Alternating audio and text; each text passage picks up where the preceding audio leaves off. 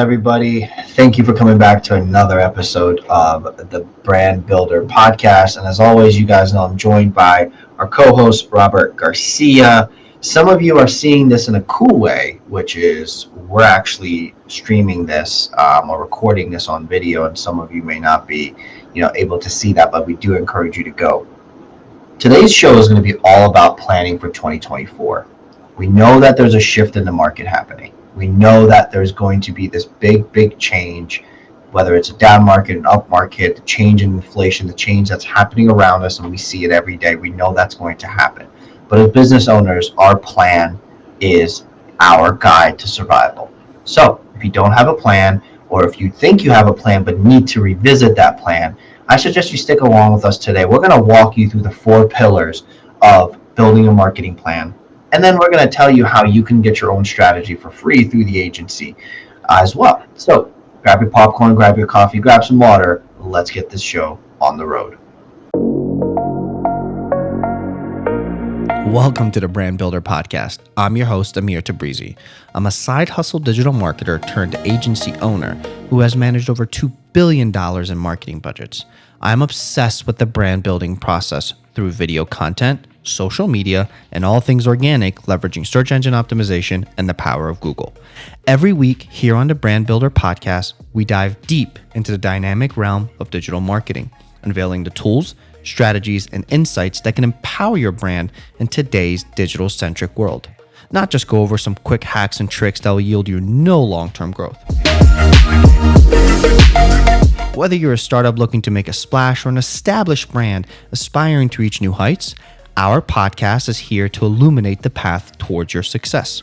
So stay tuned to my workshop-style solo shows with the occasional in-depth interviews with industry's experts. We don't just talk about digital marketing. We decode it, demystify it, and help you leverage it for your brand's growth. So stay tuned into Brand Builders Podcast and embark on your journey towards becoming a titan in the digital marketing arena. Everybody, welcome back to another episode of the Brand Builder Podcast. As always, I am joined by our co-host, Robert Garcia. Robert, how you doing? Good, buddy. How you doing? Thanks for having me over. Yeah, man, it's getting cold out here in Maryland. Super cold, man. It's been super cold in the last couple of days. I think last week was one of the coldest weeks in the entire year. Yeah, man. It's been it has not been fun. How's trick-or-treating with the kids? Trick-or-treating went good, yeah. The oldest did a monkey custom, and the youngest did a Mickey Mouse. So they all did very well, got plenty of candies and some other treats. So yeah, they're very happy now. They're already asking when are the Christmas decorations are going to be up. We haven't even put away the customs, and they're already asking for Christmas. It's a pretty good transition. You go from Halloween and immediately the day after, it's like Christmas is up. That's good Thanksgiving, but no, yeah, it's crazy. That's crazy. It was some cold times out there for Halloween. I know. Really cold. It was very cold, extremely cold. My 11-month-old just lasted 10 minutes, and he was like, "I'm done." He loved the candy though. He kept shaking the bucket and dropping it, but it was pretty good. Cool. Good. Well, Mr. Garcia, we're going to go down the rabbit hole of building a plan for 2024, and I think it'll be nice because I think if some people have not built out their plan, this is a really good place to start. But tell me a little bit more about how you do it and what are your just initial high level first steps when it comes to thinking about building your 2024 plan or the next year's plan, especially in the world of real estate. Sure. No, thank you. So a couple things that I normally like to do is before I come up with the new plan, I like to assess what happened with the old plan, what I was able to do, what I was able to stick to it, what I have to improvise, and what I didn't do because for whatever reason. So just to give you an example, part of my strategy was to reach out to my seller clients that already bought with me and that I wanted to help them understand their options to lower their mortgage payments. That was a whole campaign I created, but of course in the environment when interest rates are high, then you have to put a pause into that. But then do you abandon that initiative, or do you actually go into something different? So I came up and improvised and came with a whole new strategy where I did my video CMAs, and I did a comparison of different pricing. I said, hey, here's one website says this other website says this is what I see, this is what I'm doing. So I did it in a different way, and it worked out really well. So you just got to always be able to improvise and make sure that you make the right changes. Always be on your toes, get ready to move. I think one of the things that I always tell, whether it's clients or anyone who I have a conversation with, I say the most deadly thing you can have as a business owner, especially as a small business owner, because it probably won't affect the major companies that have, millions and millions of dollars in marketing budgets. The shift will affect them, but they have the funds to kind of make the shift with the market.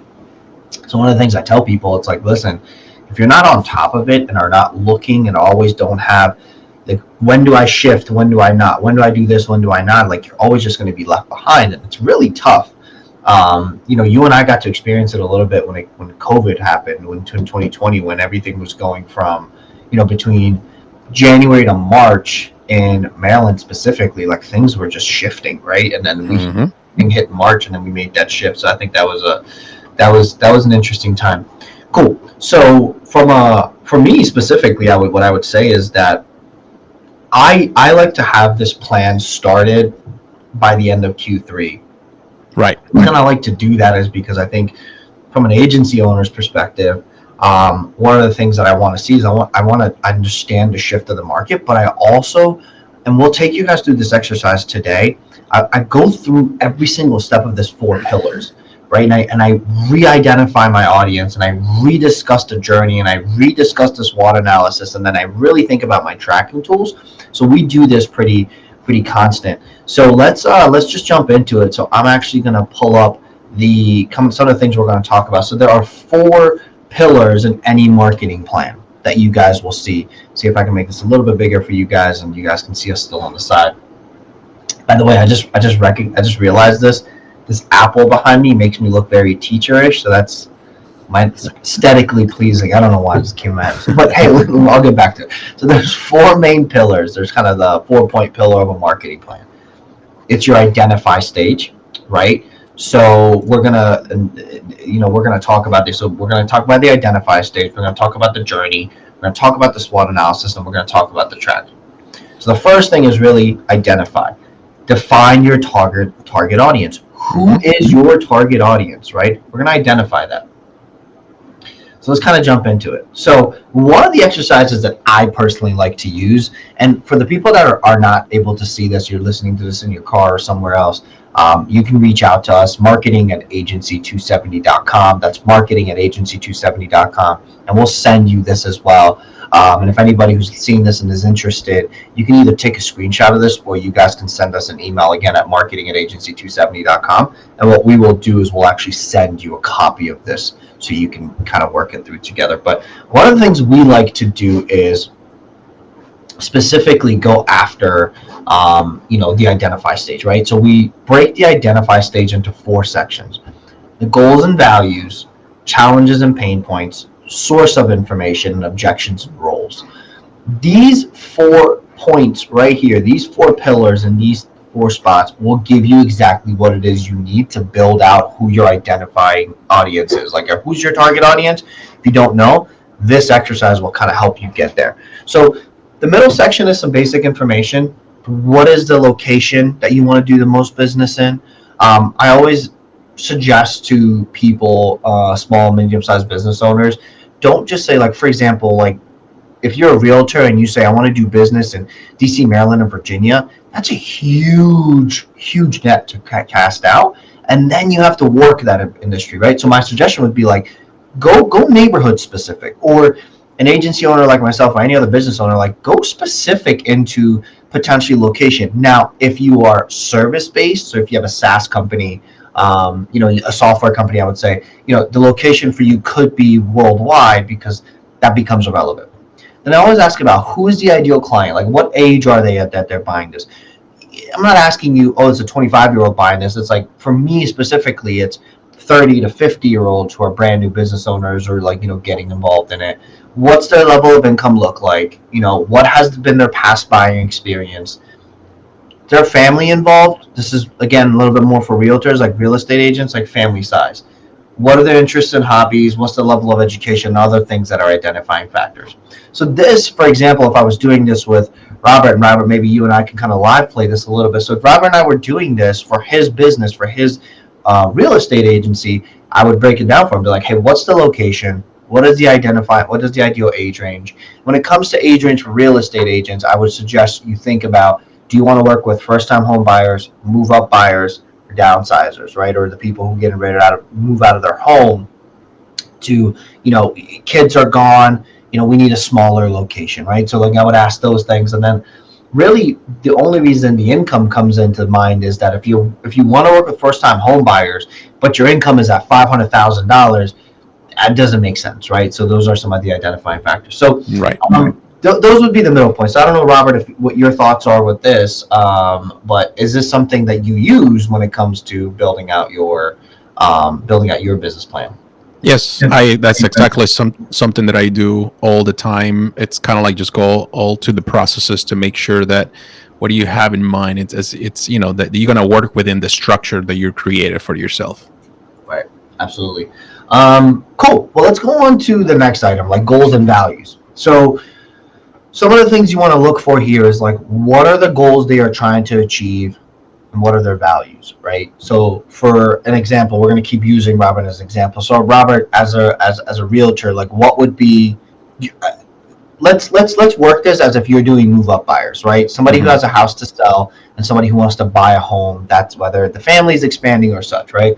So for you, let's just for the sake of this conversation, let's say the location is in Maryland. The age range is, let's say 35 to or 30 to 40. Their income, let's just say it's around 300,000 as household. Their buying experiences, they're not rookies. They're kind of in that middle section because they've had one experience already. Family size, let's say 4. Interests, hobbies, and levels of vacation, we can skip out for now. What would be the goal of the move up buyer in this specific section here, and what value would you add to this person when it comes to identifying them as an audience? Sure. So that's it always has to do with the qualification, right? The qualification is very important. The why behind it, it's always very important. So you need to always understand there are wants and needs. I always tell people you have wants and needs. So you have to understand all those things to make sure that you really want to go and find, somebody says, well, I want to move because, I need a bigger house. Okay, why do you need a bigger house? Have you thought about how big of a house do you need? Are you, because you are like in a process where you're growing your family, you need a bigger house because you host? I mean, I remember working with this client that she was buying this like 7,000 square feet home. It was only for her and the husband. And it was just really curious to say, hey, listen, why would you need such a big house for the two of you? And she said, well, I host a lot of gatherings, family gatherings. So you see, you just really have to dig deep into those things to understand that you are working based on what your audience is asking you. So you have to ask plenty of questions. And once you have done a lot of those things, then you can actually create a strategy from that point forward versus just, someone. Yesterday I met with this person that says we were thinking about moving to a bigger house. And I said, tell me why you think you need a bigger house. Bigger house has bigger maintenance, bigger payments, bigger this, bigger that. And then after they realized how big the house, something they didn't consider was the yard maintenance. I said, are you going to be cutting the grass? And they're like, no, we're not. I don't have time. I said, have you taken that in consideration into your budget? And he says, what do you mean? I said, well, you're going to pay a company to come and do it for you. Have you thought about it? And they're like, no, we haven't. So let's say, well, think about it, because that's something that you're going to have to do and you have to pay for it. So I think I opened their eyes to something that at the end, they said, maybe what we need, it's more of a luxurious townhouse with a 2-car garage, bigger the square footage inside, but not big yard to maintain. So they themselves discovered that initially. So that's so that process of elimination, right? Like you're going through and I think so let me tie it back to this. So like the goal for them is to move up from the smaller home that, maybe for like, I need to move up because I'm going to have another kid, and then I need to do X, Y, and Z. And mom works from home, dad works from home, or whatever, they're working from home, and so on and so forth. But the goal is for you to help them in that process. The value you're adding, right? Again, and that's the goals and values. Like, the goal of this person is to move. The value for them is to have more space, but also the value you're adding to them is the questions you're asking. Is the questions you're asking them to kind of help them make that decision for themselves that says, you know what? I don't want this big house. I don't want to deal with the yard maintenance. I don't want to deal with this, so on and so forth. So that's a good point. It's like, through some of the questionings you may ask, you are going to get to that bottom point of your goals and values as well. That kind of is a really cool segue into like the challenges and pain points. So talk me through, I guess, some of the challenges and pain points that you would see as when you're identifying an audience. And to kind of segue it up, it's, what are the challenges they're facing? Is it a smaller home? Is it a home that's not fitting what they need? Or from anything that's outside of real estate? I don't want to get too weeds into that with that, but like for, people that I have communications with, it's like their challenges is that they can't get in front of their audience in time, right? And so their pain point then becomes, lack of leads, leaving money on the table, not showing how to close. But to go back to your example, Robert, what would be some of the challenges and pain points that somebody at that point, for you, when you're sitting down and doing this for yourself, what would you have as challenges and pain points, and what are you thinking about when it comes to challenges and pain points? So the things that I always have to, the reality that sometimes we have to face these challenges and pain points for some people is not an easy process. There is a lot of people that they come to me and they come very just pretty happy about, hey, we won this, we won that, we won this, blah blah blah blah blah blah blah blah, and that really scares me sometimes, because I feel like some people sometimes don't take in consideration the challenges of any transaction or anything you do in life. I mean, even go to the hospital. From the time you get onto your car to the time you drive to the hospital, you can get into a car accident, you can get a flat tire. I mean, you can get so many things. So when people don't think about the challenges, it kind of scares me a little bit, because to me they're like in a la la land. So number one, I always ask, I say, so you want to start this journey. What do you know about this journey? And they say, well, we don't know much. We kind of started the process. We think that this is something that we want to be doing, but we don't really know much. And that's why we are here. I said, okay, have you spoken with someone, that it never fails? Well, my cousin bought a house, blah, blah, blah. And my grandpa told me about. So I said, do you have a relative that you've spoken to about buying this process? And they're like, well, yeah, we sort of talked to my uncle, and he said that, I should not be paying closing costs. The seller should be paying my closing costs. I said, okay, what else? So then I start to, just to like their beliefs of the process, what they have done, what they believe into it, what they can do and cannot do. So I'll go through the whole process with them. Once I know that that's already gone, I said, okay, so let me give you a step-by-step process of how this works. And then I go into highlight the process of, okay, here is how this is going to work. And I present graphics. It's very important that you have a presentation available and you present these people with graphics. And graphics really speak for very loud. So what I would say, okay, so you already, this is where they start the process. So I will just highlight it. Okay, here's where the journey. We're meeting today. This is the interview process. Then we have to talk about a lender, the pre-approval. Then we have to go into the search, and the search sometimes may take you. So I kind of do a little bit of timelines into these things. So once I get to the end, to the closing line, I said, okay, so this is the end now. This is the closing, the finish line. So how do you feel about this process? And they're like, oh my gosh, this is a lot more than I expected. I said, aren't you glad that we're having this discovery call or meeting, because this is really where you need to understand. So with all those things, I like to really make them feel.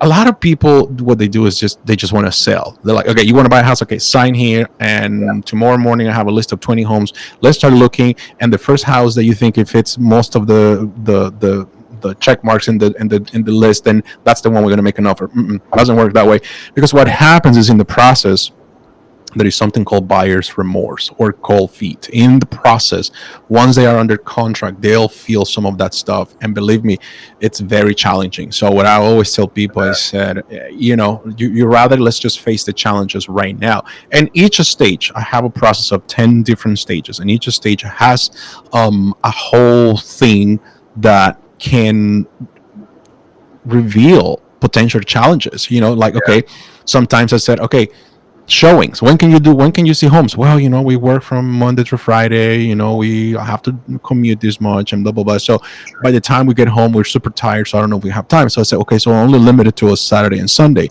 Well, sometimes on Sundays we like to do like day trips to the Shenandoah Valley, especially around this time of the year. So we only have Saturdays. I say, okay, so here are the challenges with the market the way it has been on a Saturday when offers are due on a Sunday. So then that's a unique challenge. So they start to then rearrange their schedules, their thinking, their processes. And you're coaching them. Only because you brought this different perspective. They thought that buying a house was just like going buy a pumpkin spice latte at Starbucks, right? And it's not like that.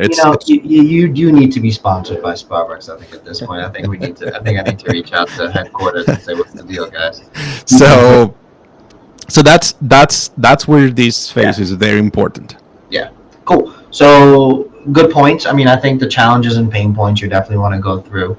And kind of the last 2 points here that we can kind of breeze by is how do they get their information? What's the source, right? Like if I am targeting Robert Garcia, where does he get his information? How do they get their information? That's really good for you to know. And then what are some possible objections that they could have with working with you and your business? And then, what is their role in the purchasing power? If it's a partnership, so if it's a husband and wife, what are their roles, right? So understanding that would be helpful as well. And that's kind of how you identify through that identification factor of what we do. So the next step of the 4 pillars is your customer journey map.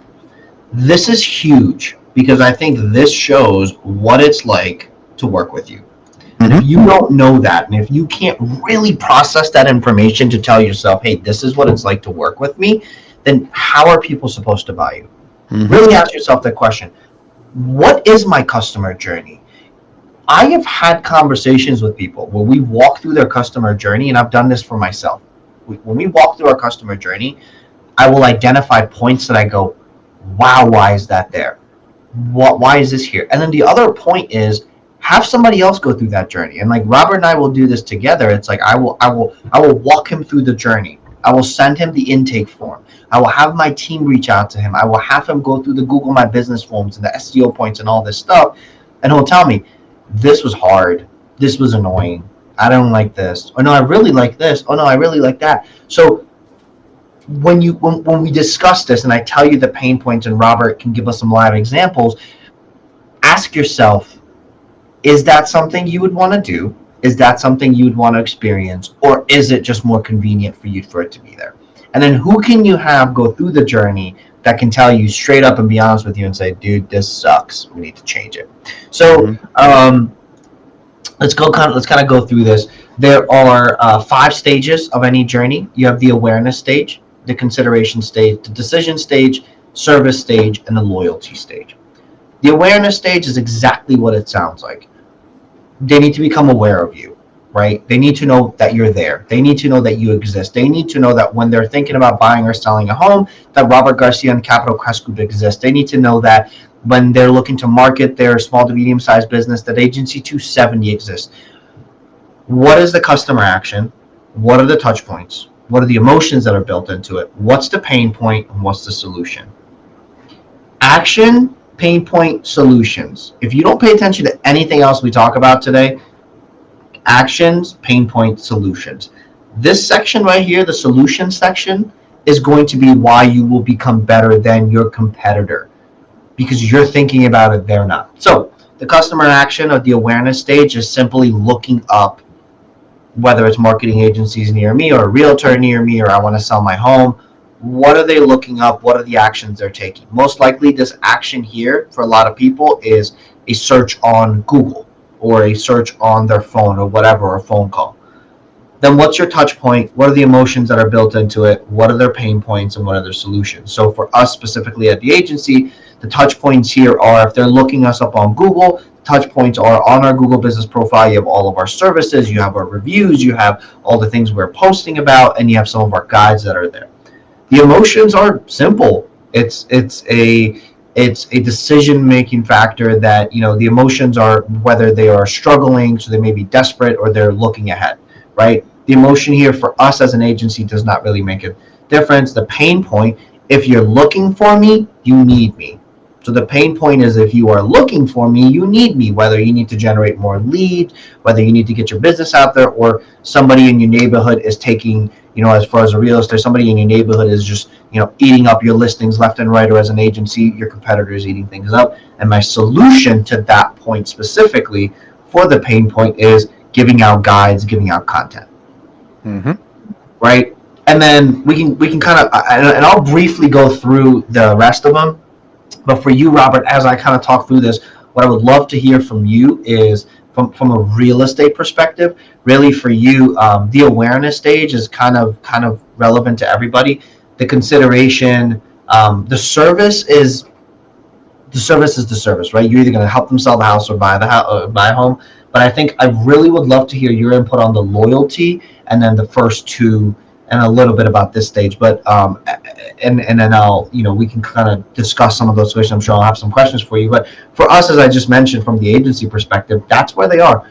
The consideration stage for me as a B2B, really, because our worlds aren't that different. I'm B2B, Robert's B2C, so business to business, business to consumer. From a B2B perspective, the consideration is simple. The customer action after they're aware of me are two things. Either they're downloading a guide from me that is telling them how to do certain things, and they're interested in talking to me, or they're scheduling an appointment to sit down and we chat.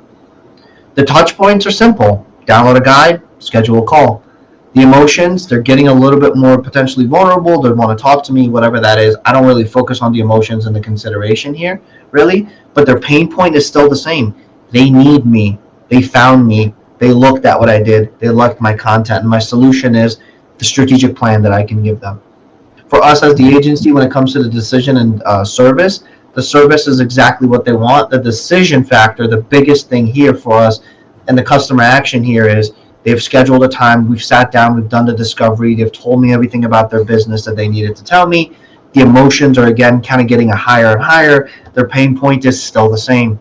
Lead generation, getting their business out there, fixing something that's not working. And the solution is the strategic plan, services, whatever they choose, whether it's Google, SEO, all this other stuff. And then loyalty perspective from a business to business is always be in touch with them.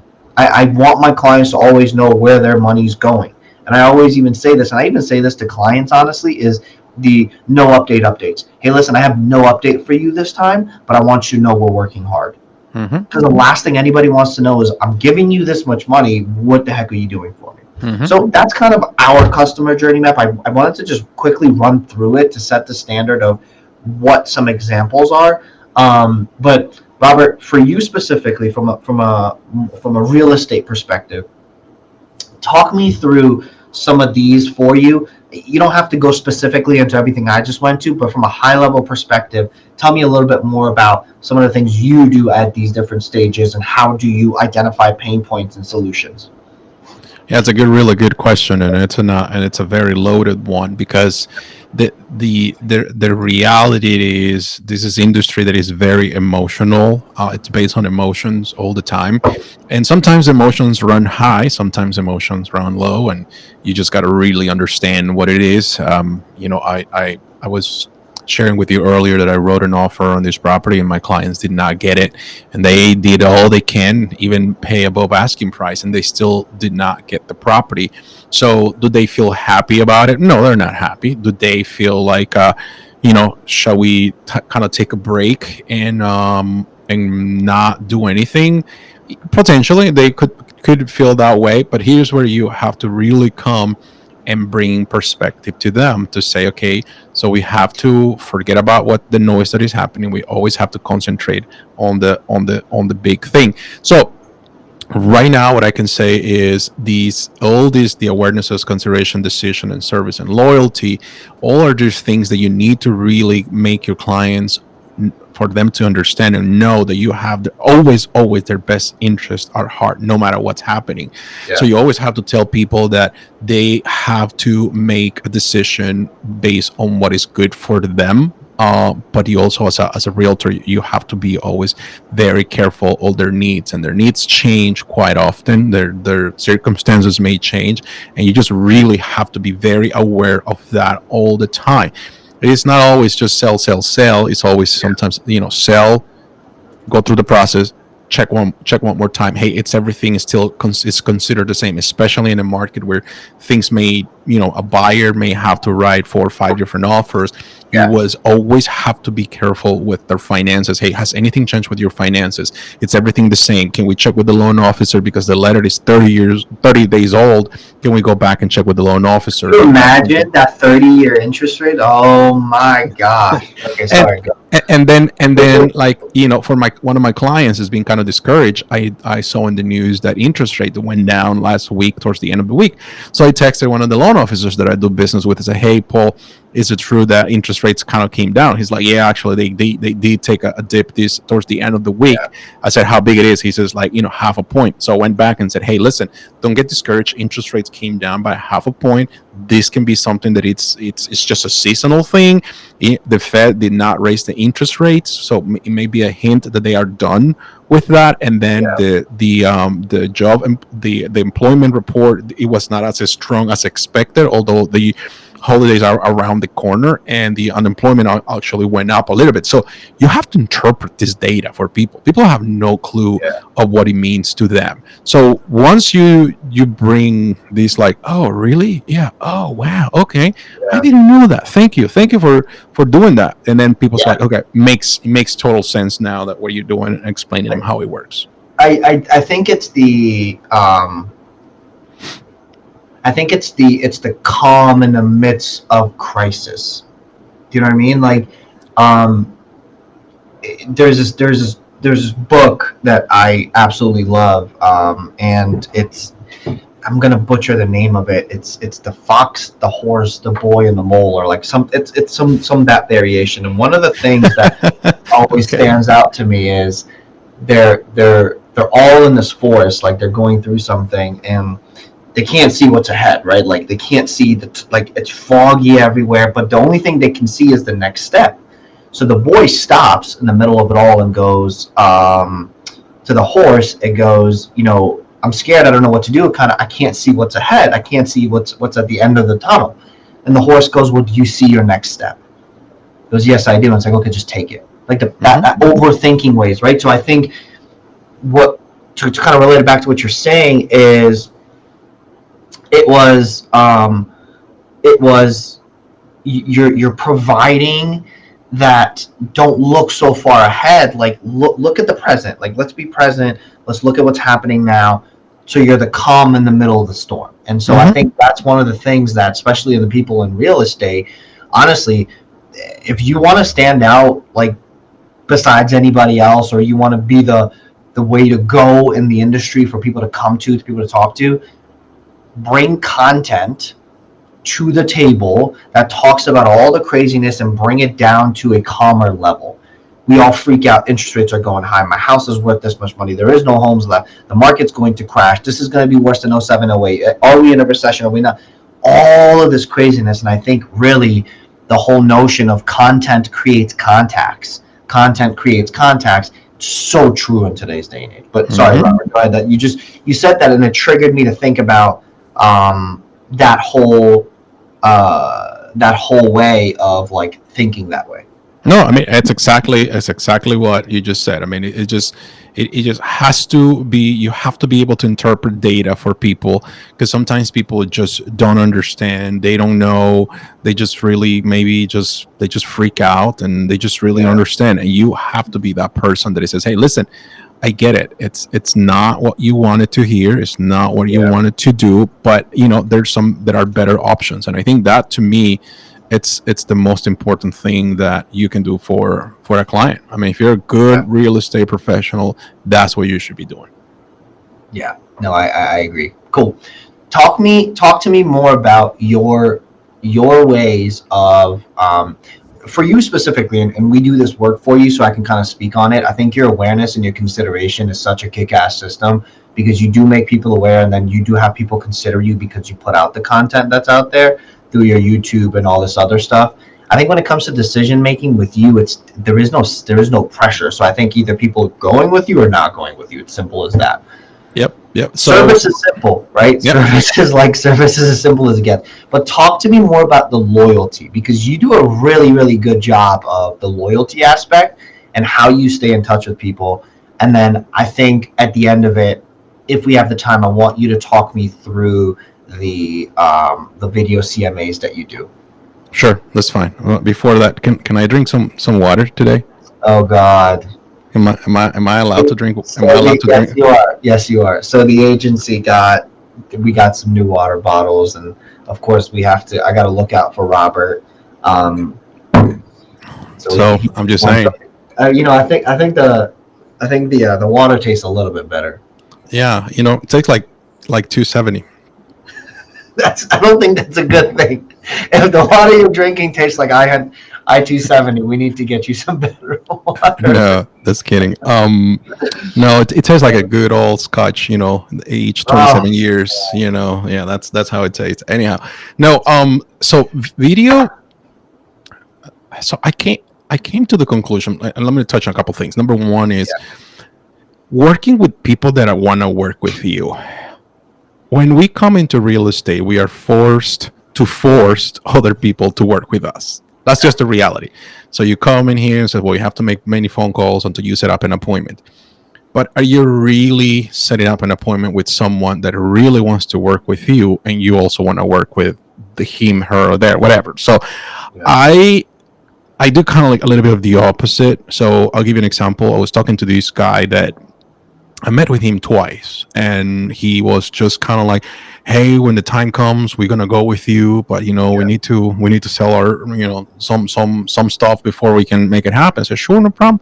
So one day he calls me and says, hey, this house just came on the market, we would like to see it. And I said, well, I'm actually living in town, but I'd be more than happy to find someone that can show it to you. So we found someone, went and showed the property, and then he ghosted me for a couple of days. And I said, okay, I know that he wasn't as crazy to make it happen. So then I went and call him back, and he said to me, you know what, we made the decision to concentrate on the purchase and then on the sale of the house. I said, excellent, congratulations.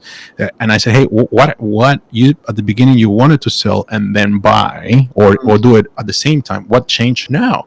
He said, well, we met with this realtor, and he told us about that, gave us the whole strategy. And I said, okay, great. Is that a strategy different from what I presented to you? He said, not really, but he only said that we don't have to spend a lot of money on our house to sell it, because it should sell right away. I said, okay, has he seen your house? Or he or she, I don't know. And he says, no. Okay, fine. I mean, no problem. I mean, do you feel comfortable selling the house the way you have it? And he said, well, yes or no. I mean, what you proposed to me was to make significant changes to certain things, which implies I have to spend money. And if it's not money that I'm not going to enjoy, then I don't know that I want to do it. I said, listen, you don't have to spend the money, but you are hiring me as a consultant. So I just told you what I think would be the best thing to this. And the way you live is not the way you present your house. So I want to eliminate the objection. So, some time went by, and I re-engaged with him, and he told me that he's made a decision to go with somebody else. I said, hey, congratulations, right? And honestly, I mean it. When I said that to the guy, I said, congratulations that you found somebody else, because I think that you need to really, find the solution for your house. Well, a couple of days ago, he reached out to me, and he said, hey, any way that we can start talking again? I said, okay, what happened? Well, the other person that we decided to engage, and it's kind of like thought we are going to be working with him. It didn't work out, and he promised one thing and didn't deliver. And you were always prompt on your delivery, right? Loyalty, right? You were always on your delivery of things. So I said, okay, we can talk. So what I'm saying to you, and I said, what did change from the time when you decide to go with this person, not with me, and now come with me? And he said, well, you kept sending those videos that kind of talk to the situation we are in, and we felt like you kept sending us goodies, even though I kind of like shut you down. And I said, okay. I mean, I said, you didn't do it in a bad way. You never told me stop sending me things. You only said, I think we found a better fit for what we're looking for. And your thing was you didn't want to spend money, which I get it. I listen, that's fine. But he said, through your educational stuff, we learned that is probably in the best way. As the market is changing, I think the other person was more interested in signing us to list their property versus some other things. I said, listen, I'm glad you came to that conclusion, because anybody can say I can sell you the property, but not anybody can actually show you how to do it. Yeah. I said, did this person show you how to? Says no, he didn't. I said, okay, well, that's the proof. So yeah, education is the most important thing that you can do for a lot of these people, just to educate them on how they need to prepare, whether it's to buy, to sell, doesn't matter, to do it. So I took it upon me and to start producing content so that I can educate people to how they can prepare for sale, for purchase, and so on. And it's been actually quite a big blessing for my business, because a lot of people say, yeah, we've seen your videos on YouTube. They're pretty cool. Yeah. Can you talk about these things? And I said, sure. So they even giving me topics for me to talk more about other things, which I really enjoy. So that goes to kind of like what you were just telling me right there. I don't know if I told a bigger story than you guys expected. No, that's good. No, I think, kind of give you an idea. No, I think it's good, because I think you reiterated the idea of loyalty, right? Like you're talking about the sense of loyalty that they had to you, even though there was somebody else present in the conversation. And I think, again, it goes back to the content creates contacts idea that I was talking about.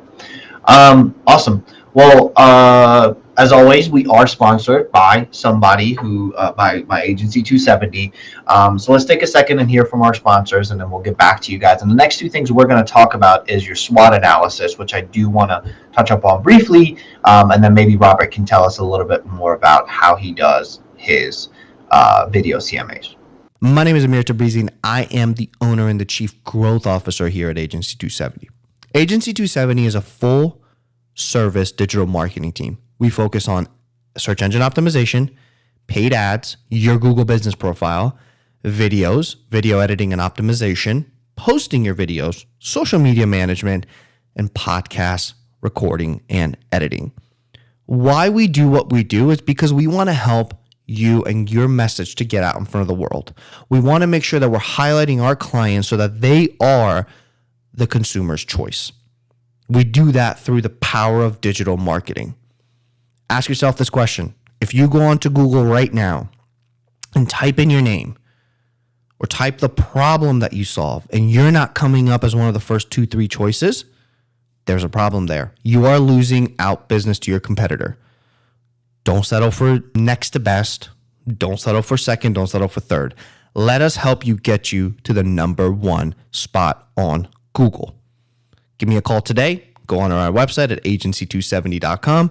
Send us an email at marketing@agency270, or give us a call, 301-310-6148. Again, that's 301-310-6148. Back to our show.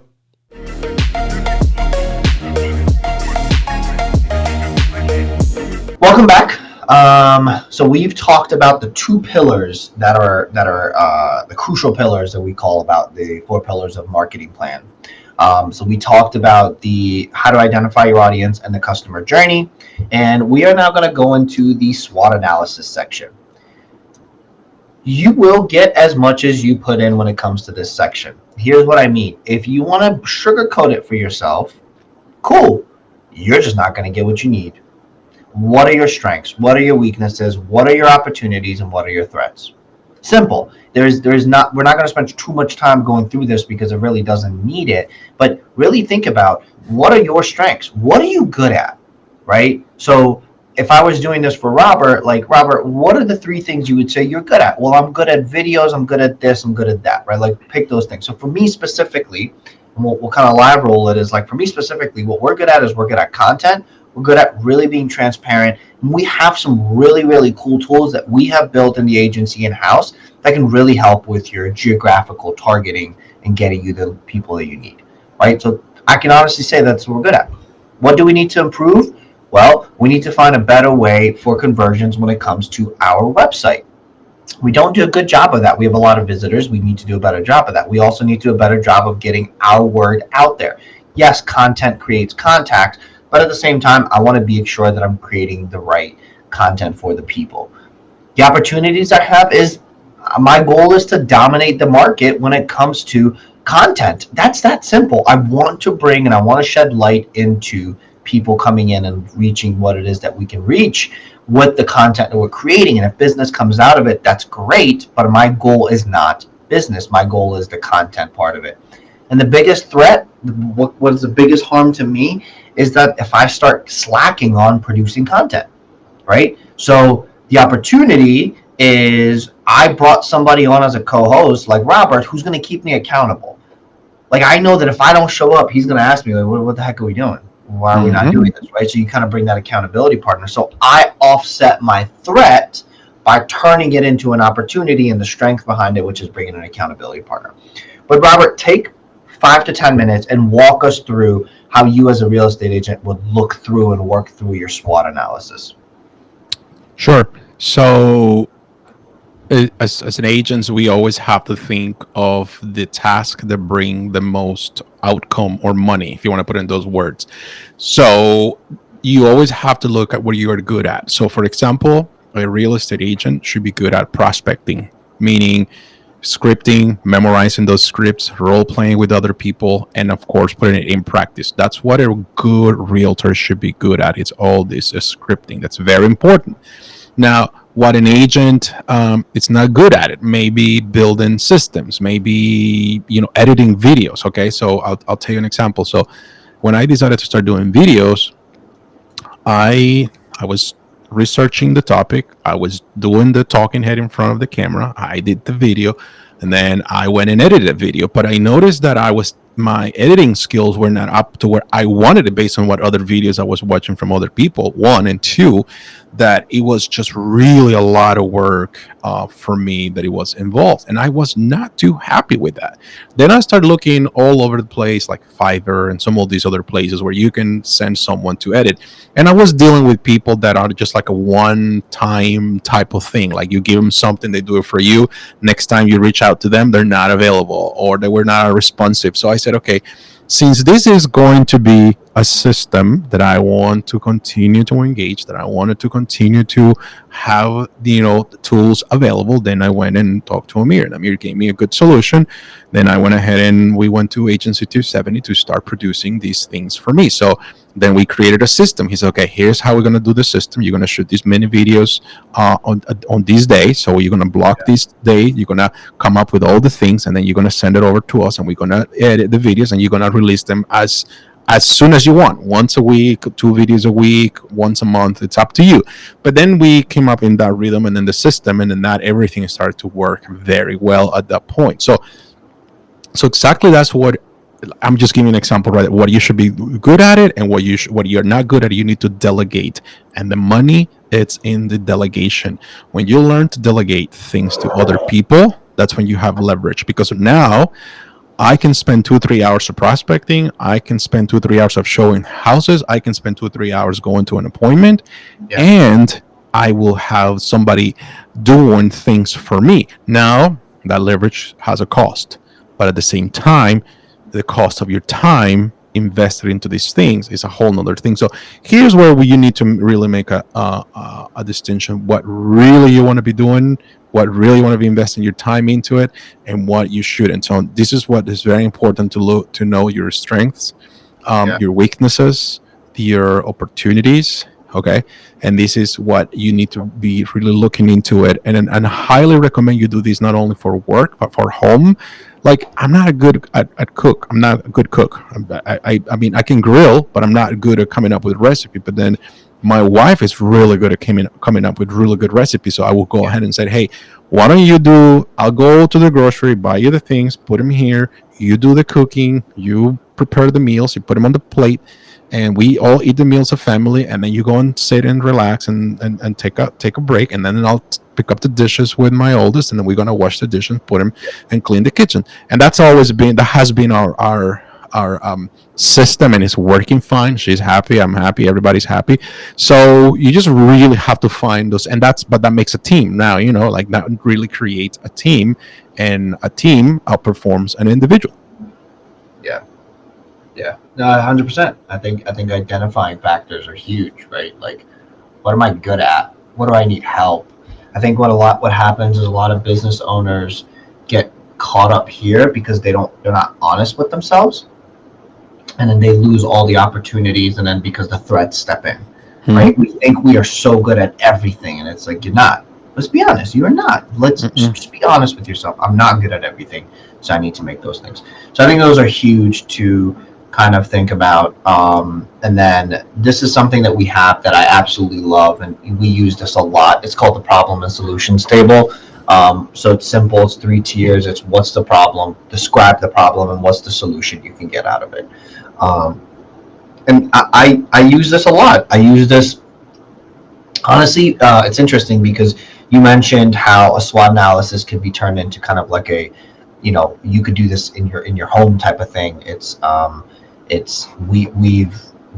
I've used this at home. Like, we're trying to solve a problem with, do we need this car, or can we do without it? And like, so it's like, or our problem is, well, we need a bigger car because the stroller and this and this and this and this can't fit. Well, like, let's really describe the problem. What's the solution? We either buy another car and these are the expenses to it, or we don't, and these are like, these are such intertwinable things with your personal and your business, especially with small to medium-sized business owners. Those two things tend to spill over. But yeah, this is something we use all the time. So again, if you guys would like to use this problem and solutions table or problem solution table, please let us know, and we will send that to you happily. And then these are just some marketing pillars that I wanted to cover today very, very quickly, because I do think that one of the things I want Robert to focus on is kind of his video CMA, and we are getting close to that hour mark. But really, the marketing pillars, and this is for some real estate agents as well, and other things you can use other places. There's 2 pillars out of the 5. There are 2 pillars that we call digital. So your blogs, your guides, your one-pagers, your social media presence, video content, enhancing your website. Is it your Google presence? Are you doing workshops or seminars? Outbound stuff are like your mailers, your open house, your cold calling, your door knocking, and your out there marketing, as we call it. Like, you are out and about and doing the marketing itself. And then database marketing. I think this is where Robert really thrived, as well as some of the video stuff here. But his database of loyalty, the emails, the neighborhood updates, the video CMAs, which we'll have him jump into, and being that overall educator to his database. And then as far as events go, sphere of influence events, your past client events, and then your events that you do in the community. But I think, if you are starting out in the business and you really don't have the money, or things are a little bit tight, focus on your digital, and then focus on your out there marketing, because they're not going to cost you a lot of money. And then this one as well, you're hitting your CMA. Everything under events will have some cost to it. Mailers will have the biggest cost out of everything you do here. Mailers will have the biggest cost. Cold calling, whether it's systems or not, could have it as well. And that's kind of some of the marketing pillars that we'd like to cover. And then this is just some of our information with the agency if you guys wanted to meet and such. And this is our link tree, but we don't have to cover that. So Robert, let's dive into your video CMAs a little bit. Tell me more about that stuff. Because I do think that's an important thing that we could potentially cover, that could be really helpful for our listeners and some people who are watching us. So this came out of a strategy, and this is not something I created. Something that I've researched through other agents that I am part of, networks that I belong to. Then kind of like assessing how good is this strategy? Does it work? Does it have any value? Does it really bring anything good to it? So I did all that kind of like on my own. And so one of the things that I notice is everybody sends a CMA, or a competitive market analysis. Everybody kind of talks about what's sold in your neighborhood in the last 12 months, and or 6 months. Here's based on the square footage, and sold listing to sold ratio, and dates on the market, and so on. But that's information you can get anywhere out there right now. I mean, it's not exclusive to realtors. You can go to some of the big portals and they have all that information and it's free. So you don't even have to pay for it. But with that, but then as again looking at studying how can you be different from the rest, and I said, okay, well, with that in mind, I think what I can do very differently is that I can go after and go deeper into the same database, but I have to go deeper. So the way I do it is I will go and let's say this is Amir Tabrizi and he lives on 123 Main Street. So then I will go and pull 123 Main Street into my database, and I will put him. And again, has to be in my calendar. So 5 video CMAs, especially around this time of the year, a day that you have to put together so that you can send out, and you put specifically who you're going to be sending. You got a task in your CRM and all those things, and then you pull the tax records for that, and you do it the day before. You pull those tax records, you upload it into your Drive, Google Drive, Dropbox, Box, whatever you use, and then you go and record yourself going through. You do a search initially. You will set up a search for that particular, just to make sure you include the same type of properties, whether it's condos, townhomes, single families, duplexes, whatever. And then once you have that, then once you have narrowed it down to probably 6 to 10 properties, then you're going to record yourself saying, okay, dear so-and-so, hope you're doing well. This is, I just want to send you my up-to-date market analysis of your property. This is a video. This will probably take you, 5 to 7 minutes to go over to this. So giving you plenty, warning that they're going to have to spend that time with me together. And I'm going to go into some of these properties. And the key here is to say, I'm going to go inside of some of these properties as they have pictures available. And I'll give you my take on some of the upgrades of these houses, as well as, when they sold. So then you start doing, and you start looking at the properties. You go into if they have virtual tours, you have all those things. You go into the properties. And then I always highlight kitchens, bathrooms, finished basements, fully fenced yards, number of car garage, of course, number of bedrooms, bathrooms, but mainly the upgrades. And then once you do that, you move to the next one, move to the next one, move to the next one, and based on that, it says, hey, Mr. and Mrs. Seller, if your house would be put on the market today, this is the price range where I think you should consider. And if you want a copy of this CMA, please click on the link below, and you can download it. And people can download those things in that where you measure who's clicking on your stuff or not.